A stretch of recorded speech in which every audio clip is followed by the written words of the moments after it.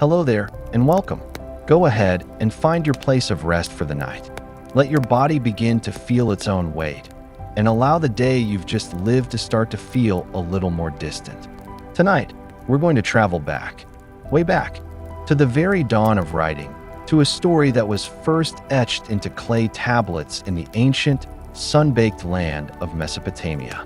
It is one of the very first stories our human family ever decided to write down, because it deals with one of the very first and the very deepest questions we ever asked. It's that quiet, nagging question that can sometimes visit us in the middle of the night, when all the distractions of the day are gone. The question of our own time here. Is this all there is? What happens when it ends? It is the great and the ancient fear of our own mortality. And this story is about a man who believed he was the one exception to that rule. He was a king named Gilgamesh, a man who was said to be 2/3 God and only 1/3 man.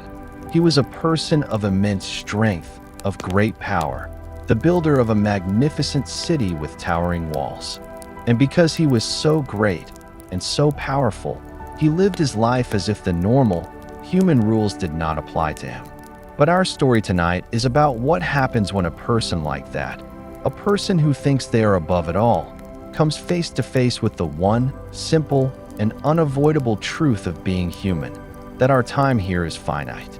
It is the story of his great, his desperate, and his very long journey to the ends of the known world, all in search of an answer to that one great fear. It is the search for a life without end. You don't need to follow every twist and turn of this ancient tale. The story is just a quiet river for your mind to float on as you drift gently towards sleep.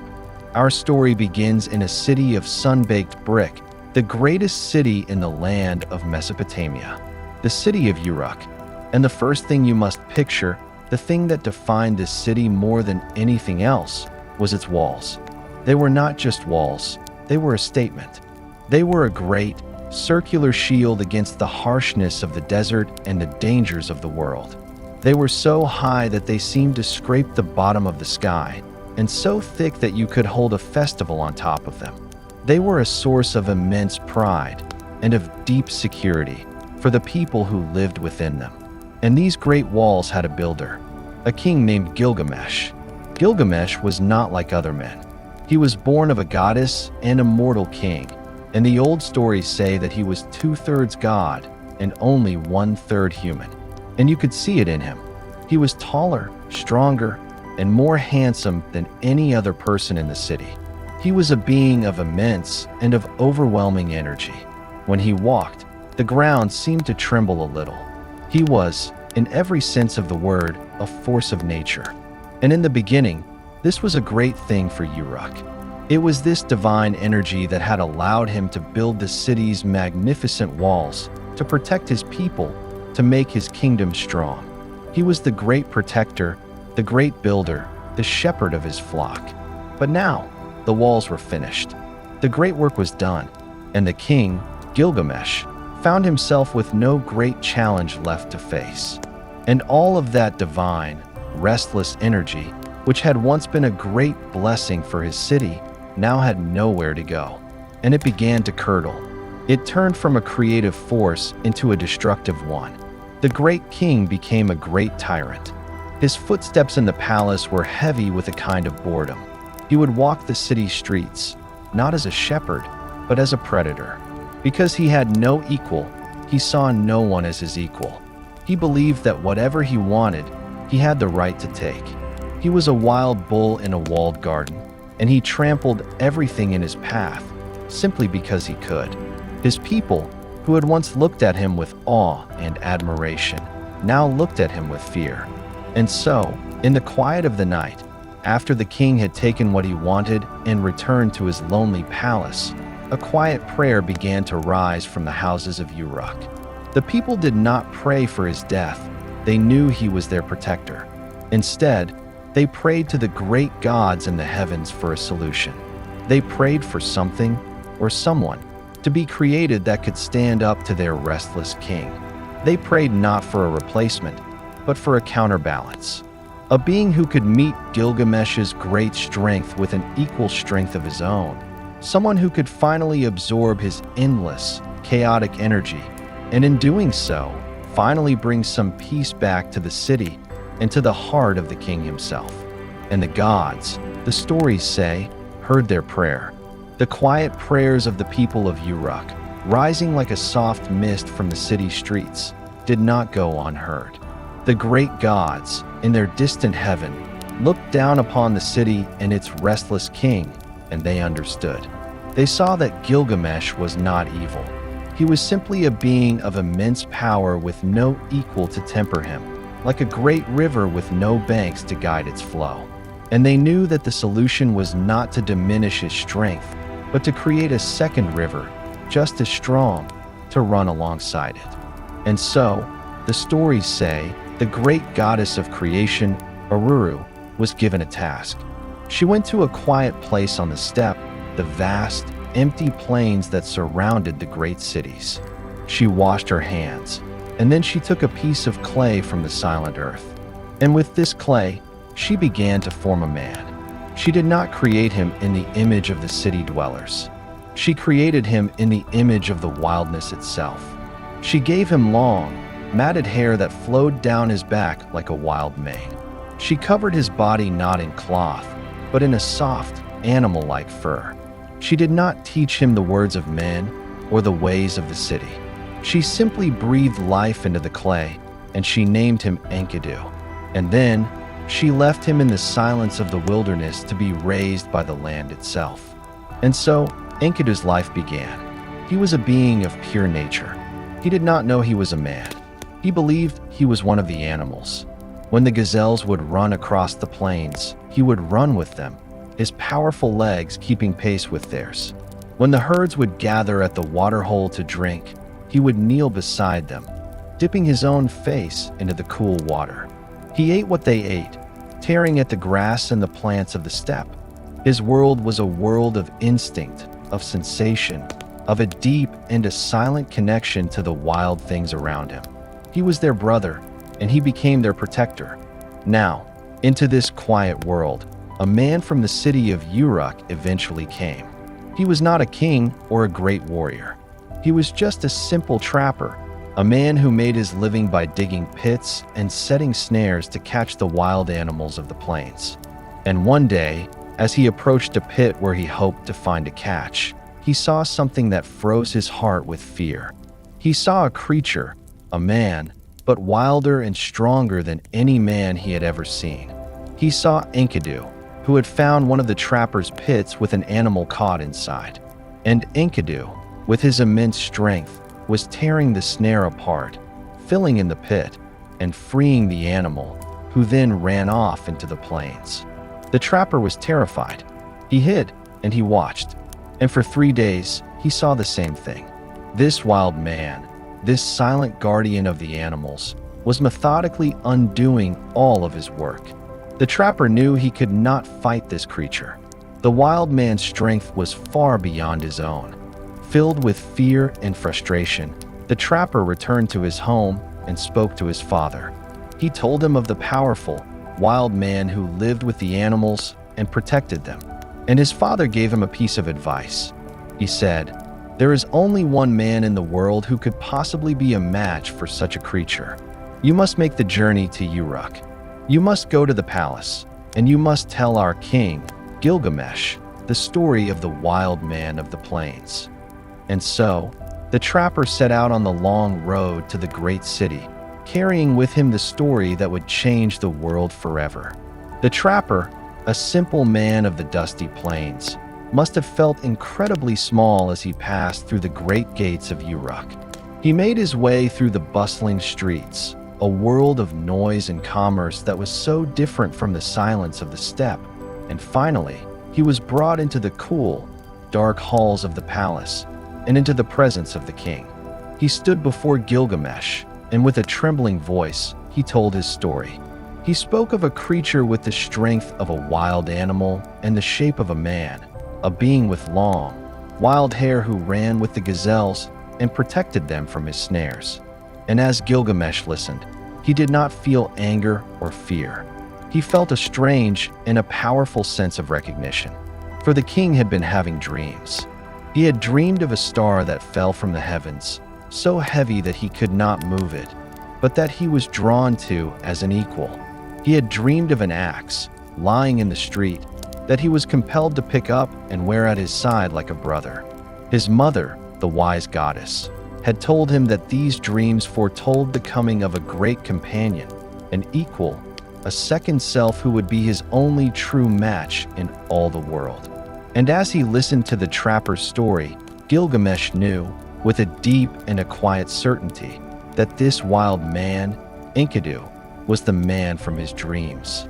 But Gilgamesh was a king, and he was wise in the ways of the world. He knew that he could not simply go out and fight this wild creature.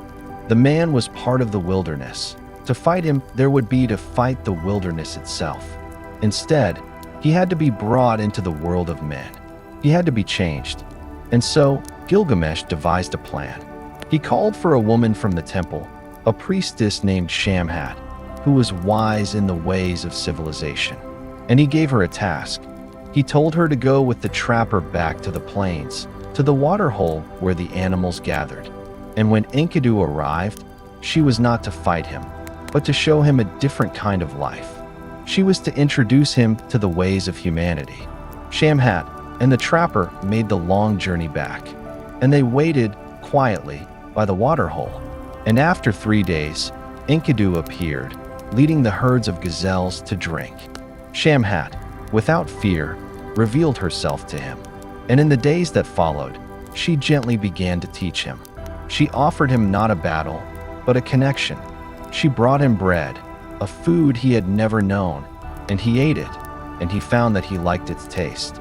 She gave him ale to drink, and it made his heart feel light. She put a soft, woven robe on his shoulders, and for the first time, he felt the comfort of clothes against his skin. And for 6 days and 7 nights, Enkidu stayed with her, learning these new ways. But on the 7th day, when he turned his attention back to his old life, something had changed. He saw the gazelles gathering at the waterhole, and he went to join them, as he had always done. But this time, when they saw him, they shied away. They turned, and they ran from him.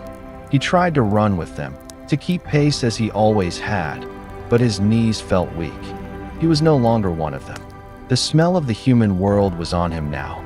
A silent, invisible wall had been erected between him and the world he had always known. He returned to Shamhat, and he sat at her feet, and a great and a profound sadness came over him. His life as a creature of the wild was over. He was alone, and she, seeing the wisdom that was now dawning in his eyes, began to tell him of the world of men. She told him of the great city of Uruk, and she told him of its king, the mighty Gilgamesh, a man of immense strength and restless energy, a man who, she said, was just like him. And as Enkidu listened, his sadness began to transform into a new and a powerful sense of purpose. He was no longer the guardian of the animals. He was a man now, and he had just learned of another man, a king who was his equal, and a fire was lit in his heart. He would go to the city of Uruk. He would walk through its great gates, and he would stand before this king, Gilgamesh. He would challenge him, and he would finally meet his match. And so, Enkidu, the man who was once a creature of the wild, began his journey to the great city of Uruk. The priestess, Shamhat, walked beside him, and as they traveled, she continued to teach him the ways of the world. He was like a child, learning everything for the first time. He learned to eat cooked food, to drink from a cup, to wear the clothes of a man. The journey was a slow and a gentle transformation, a preparation for the new life that awaited him. When they finally arrived at the gates of Uruk, the people of the city gathered around him in awe. They had never seen a man like this before. He was taller, broader, and more powerful than any of them. His long, wild hair and the raw, untamed energy in his eyes set him apart. The people murmured to each other, "He looks just like Gilgamesh. He is like a second king." Enkidu, with his new and powerful sense of purpose, did not go to the palace. Instead, He stood in the doorway of a house where a great wedding was about to take place. He knew that the king, Gilgamesh, in his arrogance, would soon come to this house to claim his royal right to be with the bride before her husband. And Enkidu, now a man of human society, felt a deep and a righteous anger at this injustice. He would not allow it. He stood there, blocking the doorway with his immense body, and he waited. And soon enough, Gilgamesh arrived. He was walking with the confident, arrogant stride of a king who has never been challenged. And as he approached the doorway, he saw, for the first time, his equal. He saw a man who was as strong and as powerful and as wild as he was. And he saw that this man was blocking his path. For the first time in his life, Gilgamesh was told no. And a great and a terrible battle began. In the narrow street, in front of the silent and watching crowd, the two great men met. They grappled with each other like two wild bulls. They crashed against the walls of the houses, shaking the very foundations of the city. The dust rose in a great cloud around them. They were perfectly matched. Gilgamesh's divine strength was met, for the first time, by Enkidu's wild, untamed power. The battle raged, and no one could tell who would be the victor. But finally, with one last, great surge of his God-given strength, Gilgamesh managed to throw Enkidu to the ground. He had won, but as he stood there, panting, looking down at the man he had defeated, something strange happened. His anger, his arrogance, his restless, tyrannical energy, it all just melted away. He was not looking at an enemy.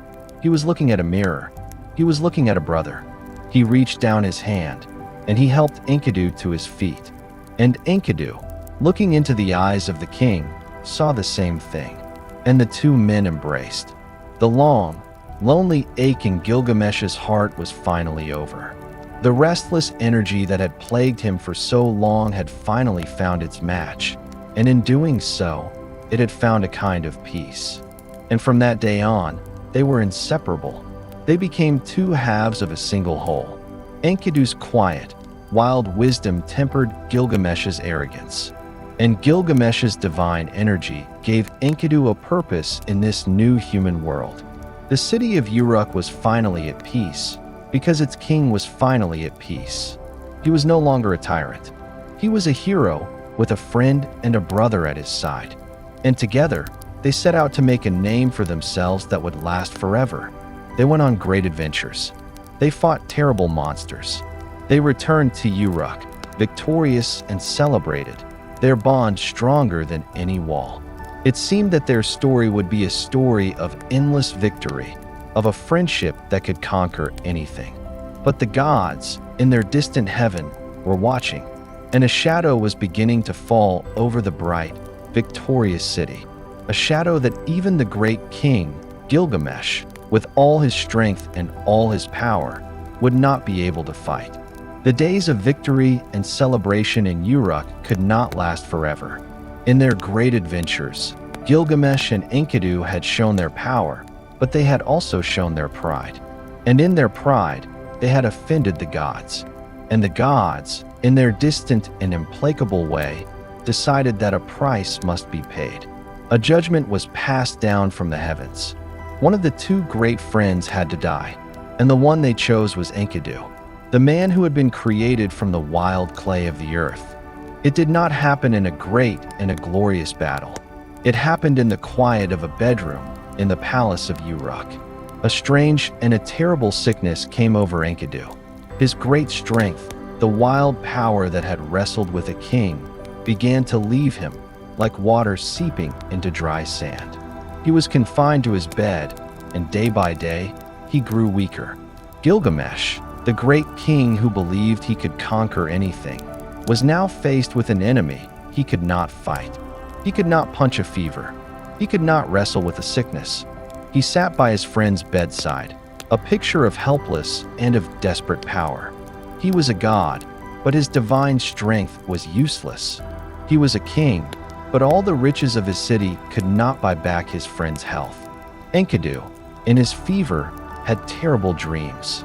He dreamed of being dragged down into the underworld, a place he called the House of Dust, a dark and a silent and a dreary place where the dead sit in eternal gloom, their crowns stored away, eating clay and dust for food. He described this place to Gilgamesh, his voice growing weaker, and a cold, and a terrible, and an unfamiliar feeling began to creep into the king's heart for the very first time. The feeling of fear. For 12 long days, the sickness consumed Enkidu, and at the end of the 12th day, in the quiet of the room, he died. The world seemed to stop. Gilgamesh, the great king, looked at the body of his friend. He touched his chest, but there was no heartbeat. He saw the stillness, the silence, the finality, and at first, he could not accept it. He refused to believe it. He thought that his friend was just sleeping, that any moment he would wake up. And so he began to wait. He did not leave the room. He did not allow anyone to take the body. He just sat there, in the deepening silence, and he watched over his friend, waiting for him to stir. The old story says that for 6 days and for 7 nights, Gilgamesh did not move. He just sat there and he wept. He wept not as a king and not as a god. He wept as a man who has lost the other half of his own soul.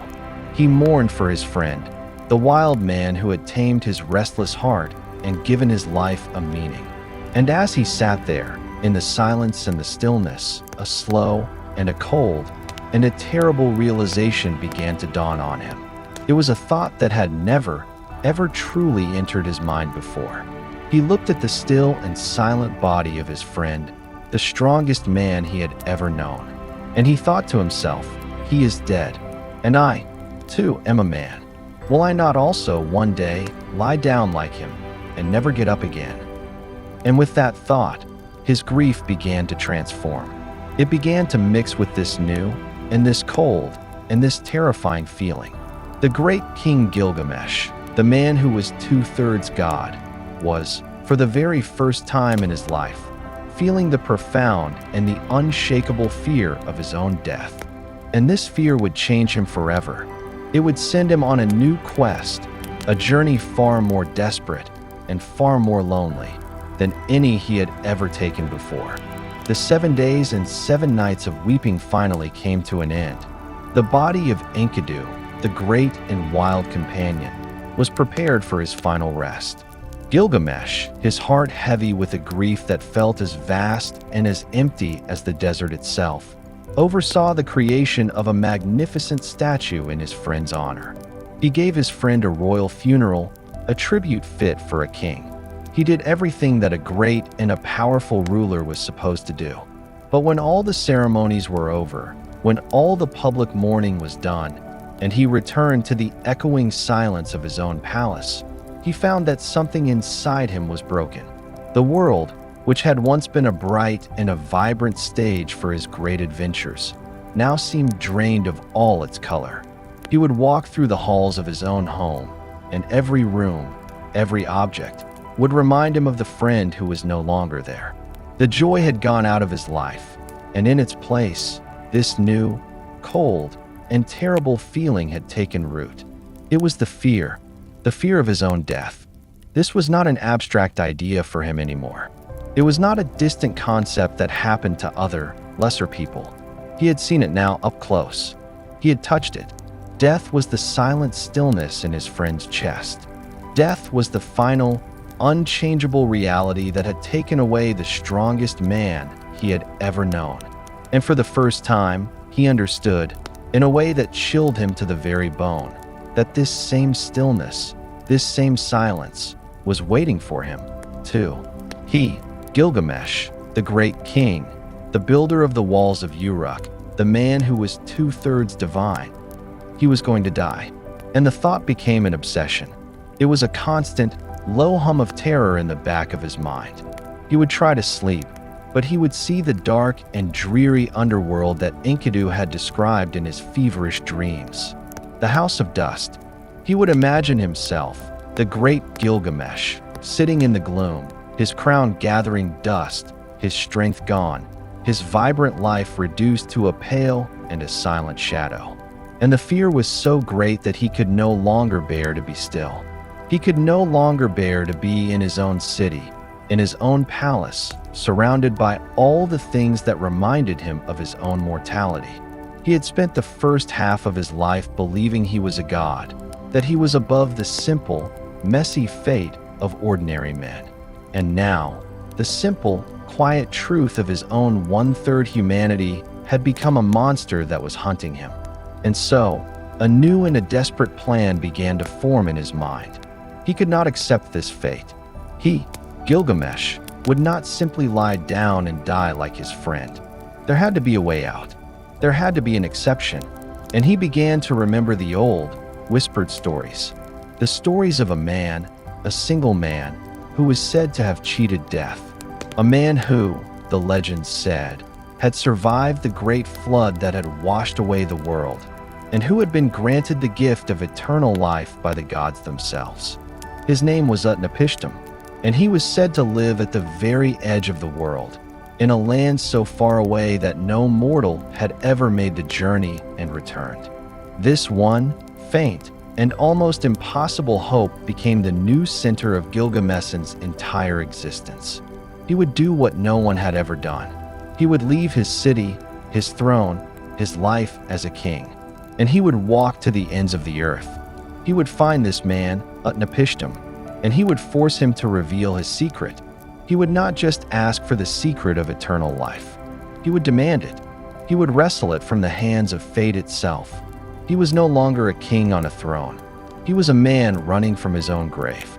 And so, Gilgamesh, the great king, made a decision that no one in his city could understand. He, who was the center of their world, the shepherd of their flock, announced that he was leaving. He was abandoning his throne, his duties, his comfortable and luxurious life in the palace. He was turning his back on the great walls that he himself had built, the very walls that were meant to provide safety and security. And what did he take with him? He did not take a royal guard. He did not take a caravan of supplies. He did not even take the fine clothes from his own back. He stripped away all the signs of his kingship, of his wealth, of his divine heritage. He put on the rough, scratchy skins of a common hunter. He let his long, handsome hair grow wild and matted. He let his face become gaunt and weathered by the sun and the wind. He picked up a simple axe and a bow, and then, alone, he walked out of the great gates of Uruk, and he turned his face toward the vast and the empty and the dangerous wilderness. The man who walked out of Uruk was not the same man who had once ruled it. The proud, arrogant king was gone. In his place was a haunted and a desperate figure, a man driven by a single, all-consuming purpose. He was no longer running from boredom. He was running from death. His journey was long, and it was without comfort. He, who had always had the finest food prepared for him, now had to hunt for his own meals. He would kill the wild lions of the steppe, not for sport or for glory, as he might have done with Enkidu at his side, but simply for their meat to eat and for their skins to wear. He, who had always slept in a soft, perfumed bed, now slept on the cold, hard ground, under a vast and an indifferent blanket of stars. The days were a blur of walking. He crossed scorching deserts where the sun beat down upon him without mercy. He climbed steep and jagged mountains, his hands and feet raw and bleeding from the sharp rocks. He was no longer a king giving orders. He was just a small, struggling, and a very lonely creature, making his slow and painful way across a world that was vast and ancient and completely unconcerned with his great and important quest. And as he traveled, his body began to change. He grew thin. His skin became dark and cracked from the sun. He looked not like a king, and not even like a man, but like a ghost, a shadow of his former self. But the physical hardship was nothing compared to the journey that was happening inside his own mind. With every step he took, he was walking further and further away from the man he had once been. He was stripping away his own identity. The pride, the arrogance, the belief in his own specialness, all of it was being burned away by the relentless sun and scoured away by the harsh desert wind. He was no longer Gilgamesh, the great king. He was just a man who was grieving, a man who was afraid, and a man who was utterly and completely alone. And in this profound and this painful loneliness, he walked on, his eyes fixed on a distant and an almost impossible horizon, clinging to the one single hope that kept him moving, the hope that at the very end of this long and terrible road, he would find a man who could tell him how not to die. After months, or perhaps even years, of his lonely and punishing journey, Gilgamesh finally arrived at the edge of the known world. Before him, looming like a great, dark wall that touched the sky, was the twin-peaked mountain of Mashu. This was no ordinary mountain. The ancient stories said that this was the place where the sun rose in the morning and where it went to rest at night. Its peaks were said to guard the very gates of heaven, and its base was the entrance to a long, dark tunnel, a passageway that ran directly through the heart of the earth. This was the path the sun took every night after it set. It was a journey through absolute and complete and impenetrable darkness. And this was the only path that could lead Gilgamesh to the land where Utnapishtim lived. At the entrance to this dark passageway, there were guards. They were not human. They were fearsome, scorpion-like beings, half man and half scorpion, and their very gaze was said to be so terrifying that it could kill an ordinary mortal. But Gilgamesh, even in his ragged and exhausted state, was not an ordinary mortal. He was still the son of a goddess. And when the scorpion men saw him, they did not see just a desperate wanderer. They saw the divine light that still shone, however dimly, within him. They saw his immense sorrow and his even more immense determination. And though they knew the journey he wanted to take was one of almost certain death, they saw that he could not be turned away. They warned him. They told him that the tunnel through the mountain was a journey of 12 long leagues. And for the entire journey, there would not be a single speck of light. It was a path of pure, unadulterated blackness. No one, they said, had ever made this journey and survived. But Gilgamesh, his heart set on his one and only goal, did not listen. And so, with a final, solemn nod, the scorpion men stepped aside and they allowed him to enter. And the moment he stepped into the tunnel, the world disappeared. The darkness that enveloped him was not like the darkness of a moonless night. It was a thick and a heavy and a tangible thing. It pressed in on him from all sides. He could not see his own hand in front of his face. He could not see the ground beneath his feet. He could not see the walls of the tunnel on either side of him. He was utterly and completely blind. His only guide was the feeling of the path beneath his feet and the desperate hope that it would lead him somewhere. And so he began to walk. 1 league, 2 leagues. The darkness was absolute. There was no sound but the echo of his own footsteps and the frantic, fearful beating of his own heart. The air was cold and still and dead. All of his great strength, his keen eyesight, his powerful muscles, they were all useless here. He was just a small, blind, and a very frightened creature, lost in an endless, silent night. 5 leagues, 6 leagues, 7. He was halfway through. A deep and a primal and a very powerful urge to turn back rose up in him. The urge to run back to the light, to the world he knew, was almost overwhelming. His mind began to play tricks on him. He felt an immense and a crushing sense of despair. This, he thought, must be what it is like to be dead. This must be the house of dust that Enkidu had spoken of. 9 leagues, 10 leagues. His body was screaming with exhaustion. His mind was on the verge of breaking. The darkness was no longer just around him. It felt like it was inside him, too. It was a journey not just through a mountain, but through his own deepest and most primal fears. And then, just as he was about to give up all hope, he felt something. A faint stirring in the dead air ahead of him. A gentle breath of wind against his face. 11 leagues. And he saw it. A tiny, almost imperceptible pinprick of light, far, far in the distance. And this tiny, fragile spark of light was enough.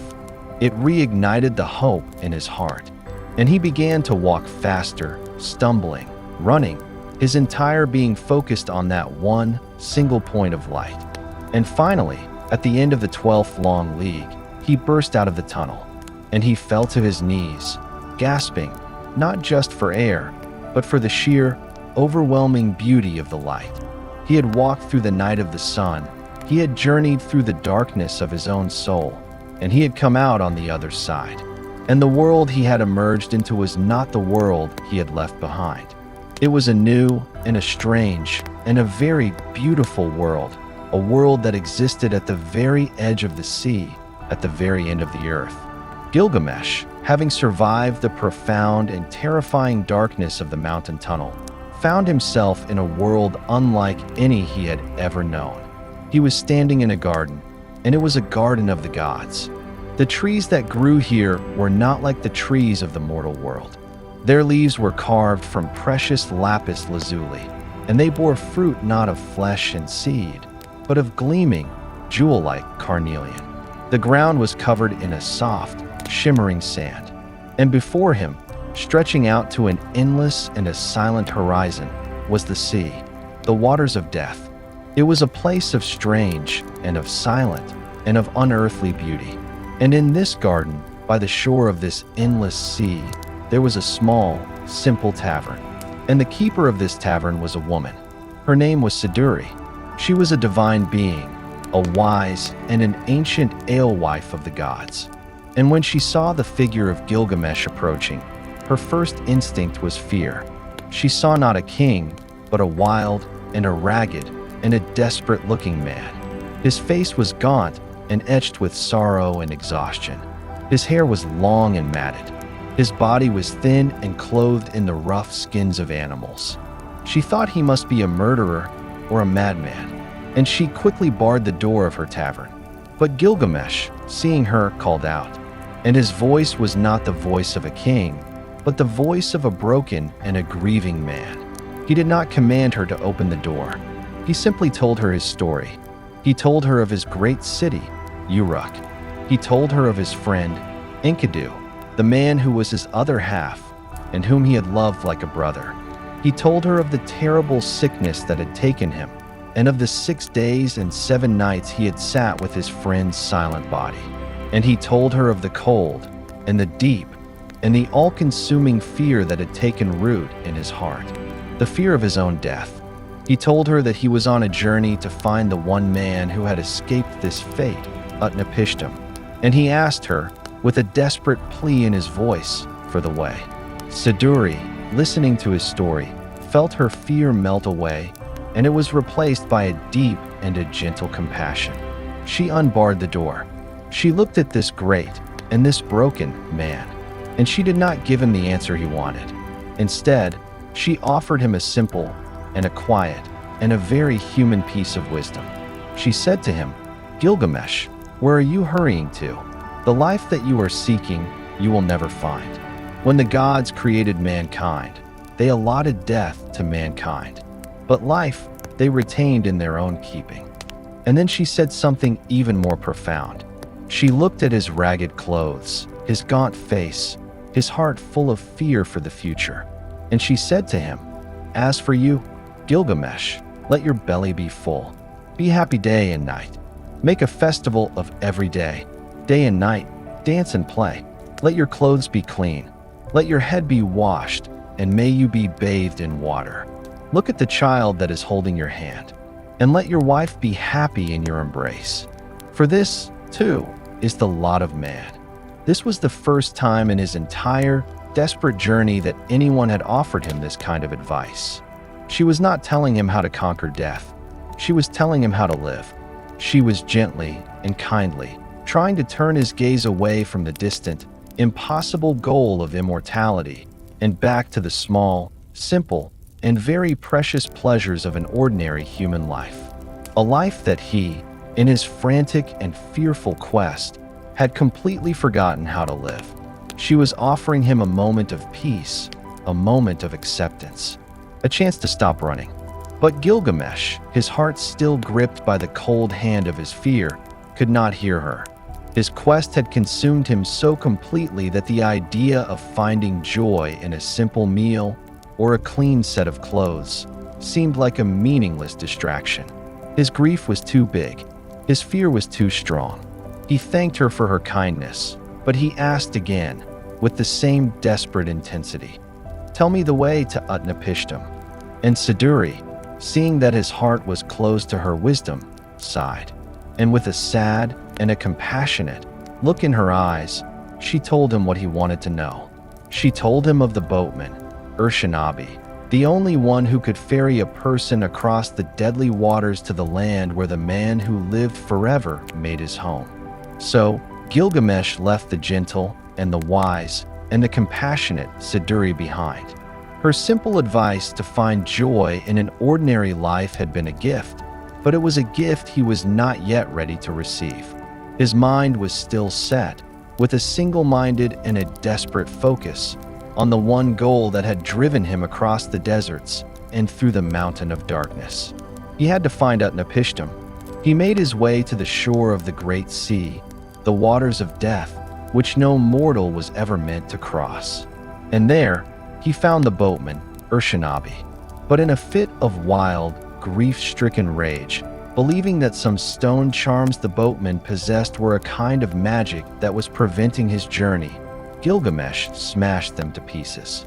Urshanabi, seeing this, told him that he had just destroyed the very things that would have protected them on their journey. He had, in his own blind fury, made his impossible quest even more difficult. Now, the only way to cross the deadly waters was to cut down hundreds of long poles from the forest so that Gilgamesh could pull the boat across, ensuring that his own hands never once touched the lethal water. And so, Gilgamesh, the great king, was forced to become a simple laborer. He cut the poles, and he began the long, arduous task of pushing the boat across the sea. It was another humbling, another stripping away of his former self. And finally, after a long and a wearying journey, the boat slid onto a quiet shore. And there, on the beach of this distant and this mythical land, an old man was standing, watching him. It was Utnapishtim, the man who had lived forever. Gilgamesh, his body aching, his clothes in rags, his heart full of a desperate and a fragile hope, stumbled out of the boat and stood before him. And Utnapishtim looked at him. He saw the gaunt face, the wild hair, the eyes haunted by sorrow and by fear. And his first words were not words of welcome. They were words of simple and of profound and of unpitying observation. He said to Gilgamesh, "Why do you have such hollow cheeks and such a sunken face?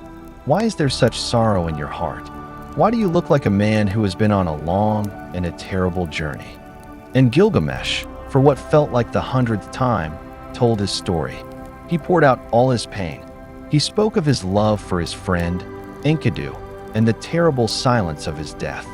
And he spoke of the cold and the consuming and the relentless fear that had driven him to the very edge of the world. And then he asked the question, the one question that had kept him alive through it all. He looked at Utnapishtim and he said, "You look just like me. You are a man, and yet you have escaped the fate of all men. Tell me, how did you find eternal life?" And Utnapishtim looked at the great and the broken and the desperate king, and he did not offer him a secret or a magic spell or a potion. He offered him a hard and a simple and an inescapable piece of wisdom. He said to Gilgamesh, "There is no permanence. Do we build a house to stand forever? Do we seal a contract to last for all time? Does the river rise in a flood to last forever? Life is a fragile and a fleeting thing.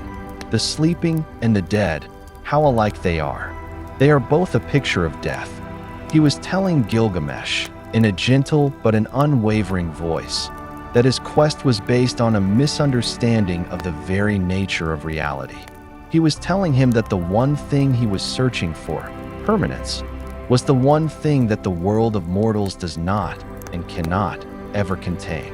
He was trying to get him to see that his fight was not with a specific enemy, but with the very structure of life itself.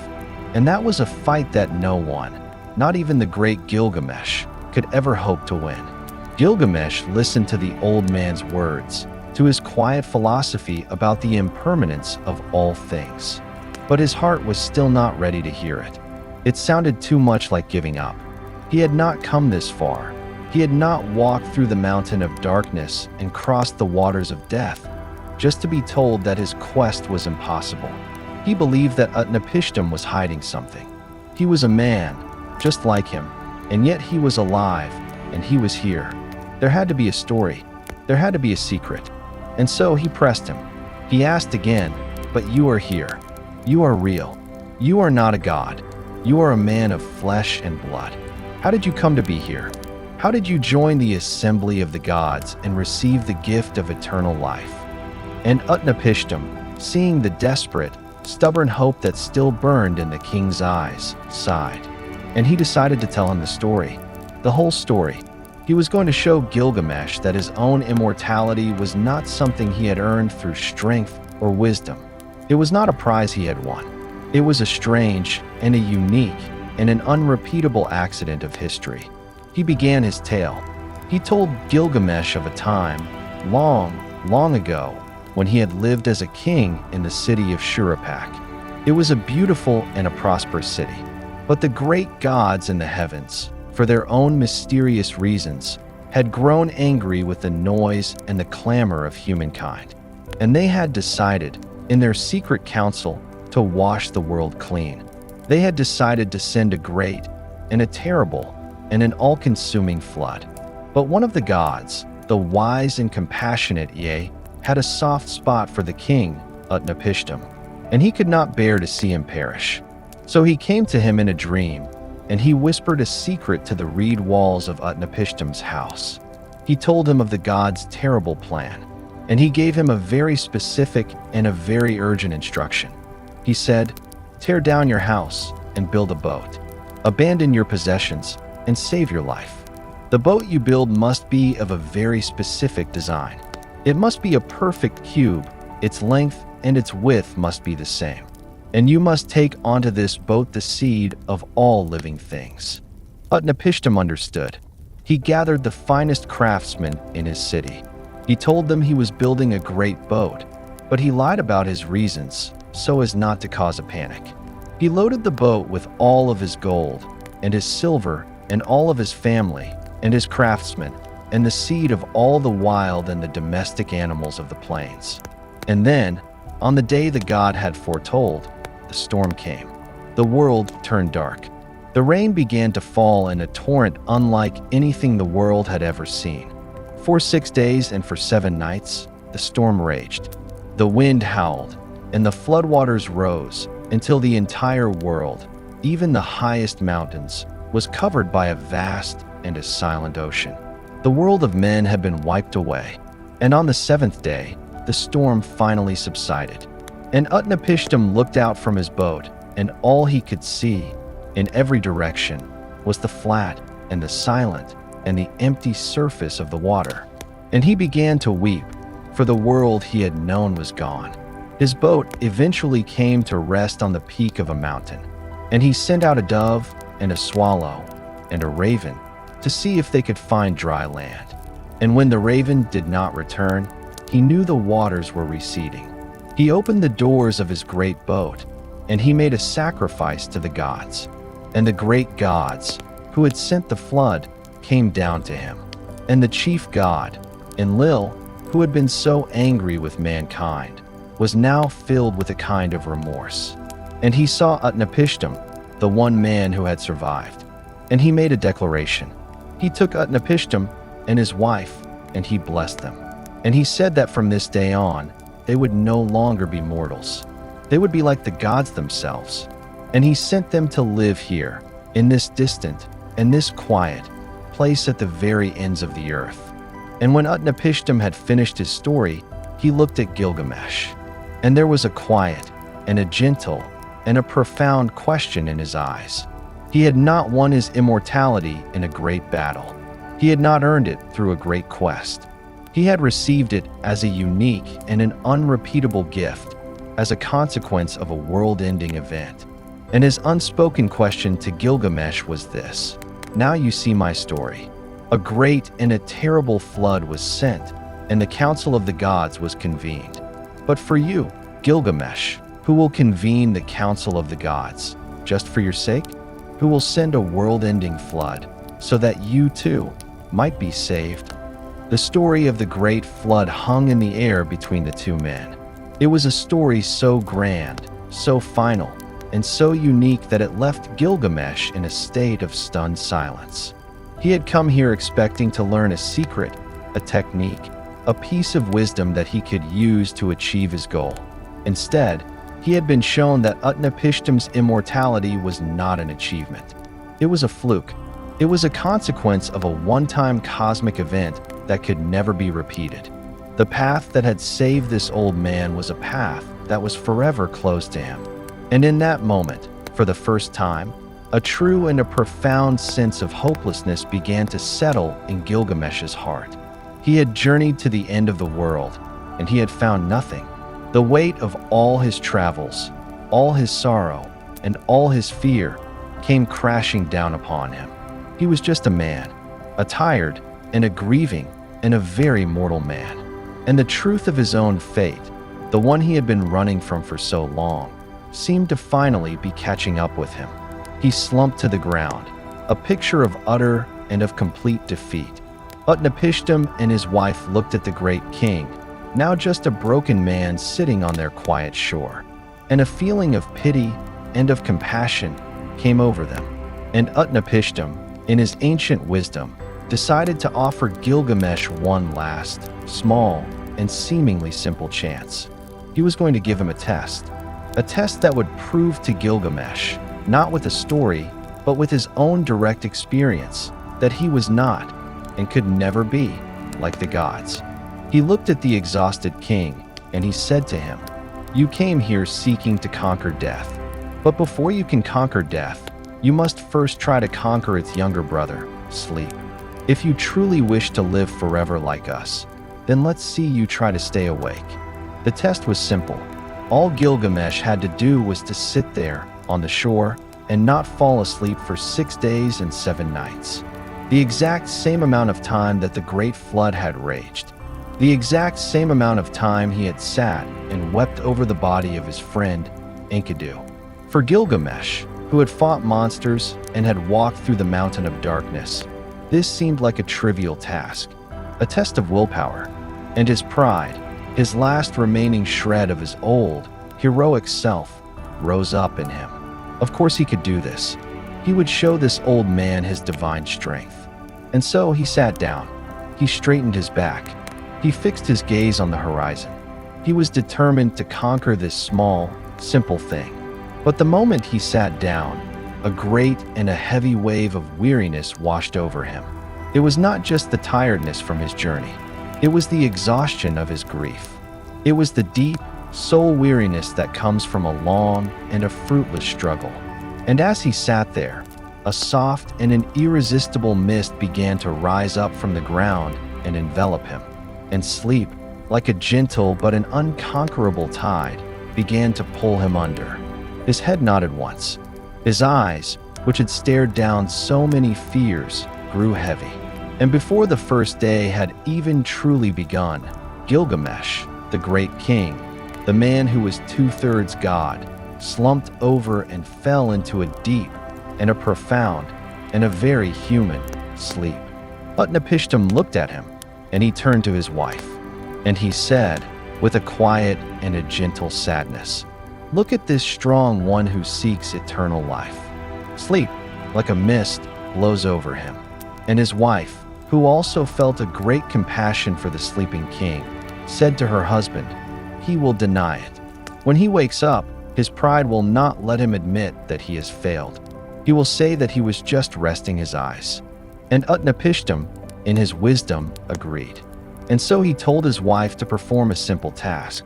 He said, "Every day that he sleeps, I want you to bake a single loaf of bread, and I want you to place that loaf of bread beside his head, and make a mark on the wall for every day that passes." And so, as the great king slept, the quiet and the gentle and the undeniable proof of his own humanity began to pile up beside him.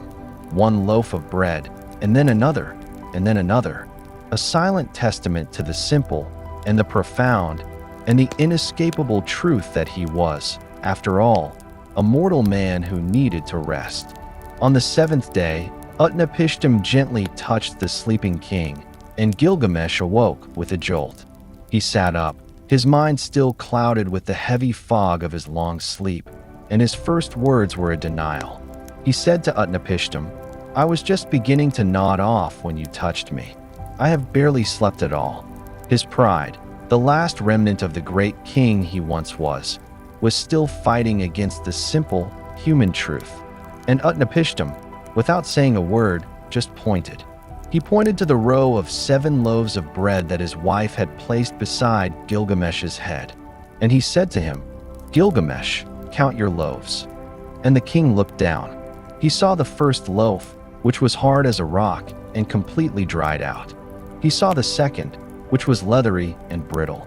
He saw the third and the fourth, which were damp and covered in a gray mold. And he saw the 7th loaf, the one from that very morning, which was still warm and fresh from the oven. And in that moment, there could be no more denial. The 7 loaves of bread were a silent and an undeniable and a deeply humbling calendar of his own human weakness. He had not just failed the test, he had failed it completely and utterly. He had been conquered not by a great monster, but by his own simple, mortal need for rest. And a great and a final wave of despair washed over him. He had come all this way, and he had proven nothing, except that he was exactly what he had feared he was, a man who was destined to die. He stood up, and he knew that it was over. There was nothing left for him here. He went to the boatman, Urshanabi, and he began to prepare for the long and the sad and the empty journey home. But as he was about to leave, the wife of Utnapishtim felt a final surge of compassion for this broken king. She turned to her husband and she said, "He has come so far. He has endured so much hardship. Is there not some small gift we can give him to take back with him?" And Utnapishtim, his heart also softened by the king's great sorrow, decided to reveal one last, secret thing. He told Gilgamesh of a miracle. He said that at the bottom of the great sea, there grew a special plant, a plant that was like a thorny rose, and that this plant had the power to restore a person's youth. It would not grant eternal life, but it could make an old man young again. It was the next best thing. A tiny, fragile spark of hope was reignited in Gilgamesh's heart. This was something he could do. This was a challenge he could meet. He tied heavy stones to his feet, and he opened a plug in the bottom of the boat, and he let himself sink down, down, down into the deep and the silent and the cold waters of the sea. And there, at the bottom, he saw it, a flower glowing with a faint, otherworldly light. And though its thorns pricked his hands, he plucked it from the sea floor. He had it. He had the flower of youth. He had not failed completely. He returned to the boat, his heart now a little lighter. And he told the boatman his new plan. He would not use the flower himself, not yet. He would take it back to the great city of Uruk, and he would give it first to an old man to test its power. And then he would eat it himself, and he would become a young man again, and he would rule his city with a renewed and a youthful vigor. And so they began the long journey home. And after many days, tired and dusty from their travels, they came to a cool, clear pool of water. And Gilgamesh, seeing the water, decided to bathe. He left the precious, magical flower on the bank of the pool, and he went into the water. And while he was bathing, a serpent, a snake, drawn by the sweet, fragrant scent of the flower, slithered silently out from the grass. It came to the flower, and it ate it. And the moment it swallowed the flower, the serpent shed its old, wrinkled skin, and it slithered away, renewed and young again. Gilgamesh came out of the water, and he saw that the flower was gone. And he saw the trail of the serpent and the shed skin it had left behind. And in that moment, his final, fragile hope was gone. He had held the cure for old age in his very hands, and he had lost it, not to a great battle, but to a moment of simple carelessness. And for the second time, the great King Gilgamesh sat down on the ground, and he began to weep. He wept not for his friend. He wept for himself. He wept for the complete and the utter futility of his entire, epic, and deeply human journey. So, there on the bank of that cool, clear pool, the great quest of Gilgamesh finally and truly came to an end. Not with a bang, not with a heroic victory or a tragic defeat at the hands of a great monster, but with a quiet and a simple and an almost comically sad little whimper. The flower of youth was gone. The last and the final hope for any kind of exception to the human condition had been eaten by a snake. And as Gilgamesh sat there, the tears drying on his dusty face, something inside him finally broke. But it was not his spirit. It was his resistance. It was the hard and the stubborn and the arrogant part of him that had been raging against his own mortality for so long. The part of him that had believed he was special. The part of him that had been so sure he could find a way out. That part of him, after this final, quiet failure, just let go. The great, frantic, and fearful energy that had driven him out of Uruk, that had propelled him across the deserts and through the mountain of darkness, was gone. And in its place, there was just a deep and a vast and a very quiet sense of emptiness. He had nothing left to chase. There was no secret left to find. There was no magic flower to recover. The search was over. He stood up, and he turned to the boatman, Urshanabi. And for the first time in a very long time, he was not a man running from something. He was just a man going home. And the journey back to Uruk was very different from the journey out. The journey out had been a frantic and a desperate and a fearful scramble. Every step had been filled with the anxious energy of his quest. But the journey back was slow. It was quiet. It was contemplative. Without the blinding light of his one great hope in front of him, Gilgamesh began to see the world around him for the first time. He was no longer just passing through the landscape on his way to somewhere else. He was simply in the landscape. He saw the way the sun set over the vast, empty plains. He saw the shapes of the clouds in the sky. He saw the small, simple, and ordinary things that he had been completely blind to on his journey out. He was no longer Gilgamesh, the hero on a quest for eternal life. He was just a man, a tired man, walking home. And in that simplicity, in that acceptance of his own ordinary, mortal fate, a new and a very subtle kind of peace began to settle in his heart. He was not happy. The deep, aching grief for his friend, Enkidu, was still there. And the knowledge of his own death was no longer a terrifying monster. It was just a quiet and an undeniable fact. A fact that he was finally, slowly, beginning to make peace with. He had set out on his journey to find a way to conquer death. And he had failed completely. But in that failure, he had found something else. Something he had not been looking for at all. He had lost his arrogance. He had lost his pride. He had lost the belief that he was the great exception to the rules of being human. And in losing all of that, he had found a kind of quiet and a very profound humility. He was just one small, temporary part of a very large and a very ancient world. His life was not a problem to be solved. It was just a journey to be lived. And that journey, he was now beginning to understand, had a destination that he had forgotten all about. A real and a tangible and a deeply meaningful destination. The home that he had built and the home that was waiting for him. The long, quiet journey home finally came to an end. After all his travels, after all his hardships, after his great and his epic and his ultimately failed quest, Gilgamesh, now a changed and a humbled man, stood with the boatman, Urshanabi, on a hill overlooking his great city of Uruk. And he looked down, and he saw his city, the city he had left in a storm of grief and of fear. He saw the bustling markets, the houses, the temples. He saw the neat grids of the palm gardens and the fields.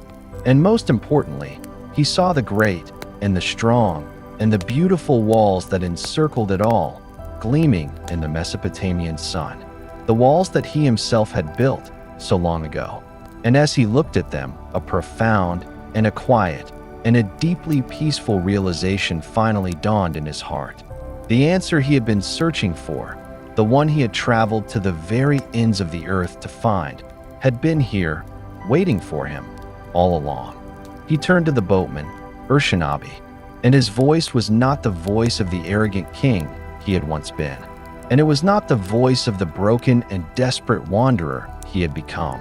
It was a new voice, a quiet voice, a calm voice, the voice of a man who has finally, truly come home. And he said to Urshanabi, "Go up, Urshanabi, walk on the walls of Uruk. Inspect the foundation terrace and examine the brickwork. See if its bricks are not baked bricks, and if the 7 sages did not lay its foundations." He was not boasting. He was just seeing. He was seeing the work of his own hands. He was seeing the solid and the tangible and the very real thing that he had built in his life. And in that moment, he finally understood. He had gone out into the world searching for a life without end for himself. And he had failed, because a single, mortal life cannot last forever. That was the hard truth he had learned. But he now saw that a person can build something that does last, something that lives on after they are gone.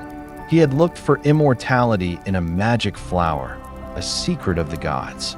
But the true immortality, the only kind that is available to a human being, was right here in the simple, honest, baked clay bricks of the wall he was looking at. These walls would outlive him. They would protect his people long after his own body had been turned to dust. The story of their building, the story of his own life, would be told by the generations to come. This was the only kind of life without end that was real. And the great, restless, and fearful striving in his heart finally came to an end. The hole that the death of his friend had left in his soul was not filled, but he had learned how to live with its empty space. The fear of his own death was not gone, but it was no longer a terrifying monster. It was just a quiet and a simple fact, a fact that gave his own, finite, mortal life a deep and a profound sense of meaning. The purpose of his life was not to live forever.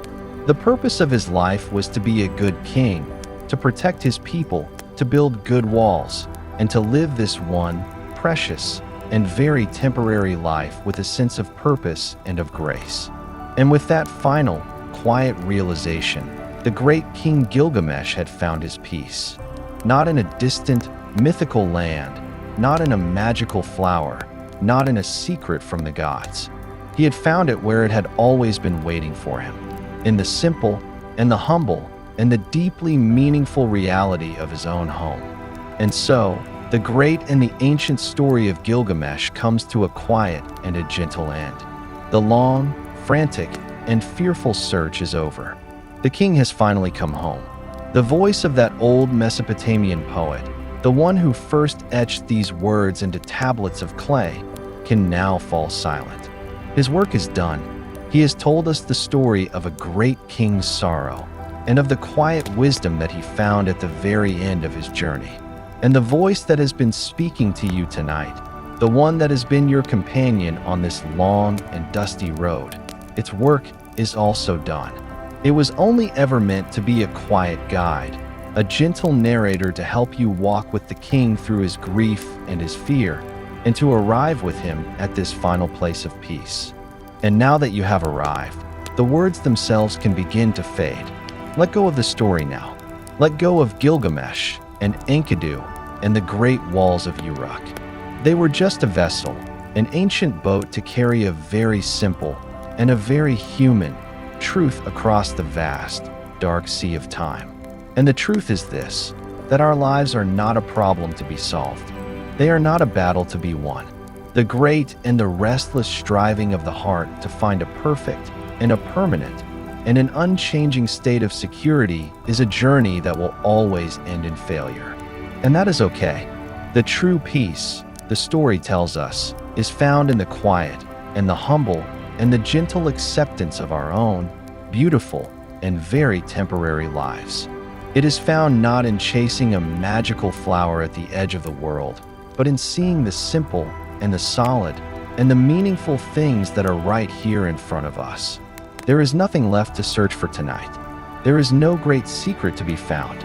The quest is over, and all that is left is the quiet, the deep and the simple, and the profound peace of a journey that has finally and truly come to an end.